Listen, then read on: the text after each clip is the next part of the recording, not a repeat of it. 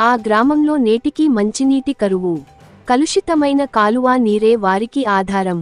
75 ఏళ్ల స్వతంత్ర భారతదేశంలో ఆ గ్రామంలో నేటికీ మంచినీటి కరువు తాండవిస్తోంది. ప్రభుత్వాలు మారుతున్నాయి, ప్రజాప్రతినిధులు మారుతున్నారు, అధికారులు మారుతున్నారు, కానీ ఆ గ్రామానికి గుక్కెడు మంచినీరు అందించేవారు కరువయ్యారు.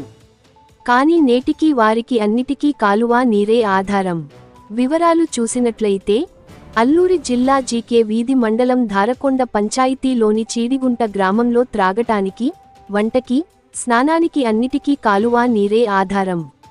ఎలక్షన్స్ వచ్చినప్పుడు ఓట్ల కోసం ఆ గ్రామాలకు వెళ్లే ప్రజాప్రతినిధులకు, రాజకీయ నాయకులకు అలాగే వేలల్లో, లక్షల్లో జీతాలు తీసుకునే అధికారులకు అక్కడి సమస్యలు కనిపించడం లేదా, లేదంటే మనకెందుకులే అని ఆ గ్రామం వైపు చిన్న చూపా, ప్రజాప్రతినిధులు గాని అధికారులు గాని పట్టించుకోకపోవడంతో ఆ గ్రామస్తులు సొంతంగా పైపులు కొనుక్కొని కాలువ నుండి వారి ఇళ్లకు పెట్టుకొని ఆ కలుషితమైన కాలువ నీటిని అన్నిటికీ వాడుతున్నారు.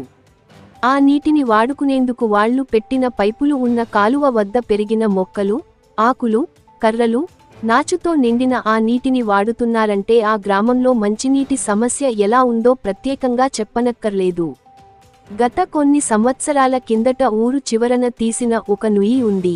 ఆ నుయ్యి నుండి కూడా కొంతమంది పైపులు పెట్టుకున్నారు. ఆ నుయ్యికి కూడా పైకప్పు భాగం లేదు. ఆ నుయ్యి వద్ద చూసినా మొత్తం నాచు, కర్రలు, ఆకులు, క్రిమి కీటకాలు అన్ని కనబడుతూనే ఉంటాయి. ఏళ్లు తరబడి ఉన్న ఆ గ్రామంలో మంచినీటి కొరత ఇలా ఉందంటే ఆ సమస్యను పరిష్కరించడంలో అధికారులు ఎంత నిర్లక్ష్యంగా ఉన్నారో ఇంతకన్నా వేరే చెప్పనక్కర్లేదని అర్థం చేసుకోవచ్చు. కేంద్ర, రాష్ట్ర ప్రభుత్వాలు సంయుక్తంగా తీసుకొచ్చిన జలజీవన్ మిషన్ కూడా అధికారులు గాల్లో వదిలేశారు. సుమారుగా 70 గడప, 300 మంది వరకు జనాభా, 50 మంది వరకు చిన్న పిల్లలు ఆ గ్రామంలో ఉన్నారు. కలుషితమైన నీటిని తాగడం వల్ల తరచూ చాలామంది అనారోగ్యానికి గురవుతూనే ఉన్నామని ఆ గ్రామస్తులు వాపోతున్నారు.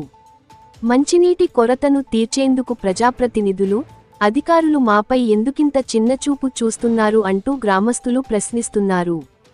కనుక ఆ గ్రామంలో మంచినీటి మినీ వాటర్ ట్యాంక్ అయినా నిర్మించి ప్రతి ఇంటికి కుళాయి ఏర్పాటు చేయాలని గ్రామస్తులు కోరుతున్నారు.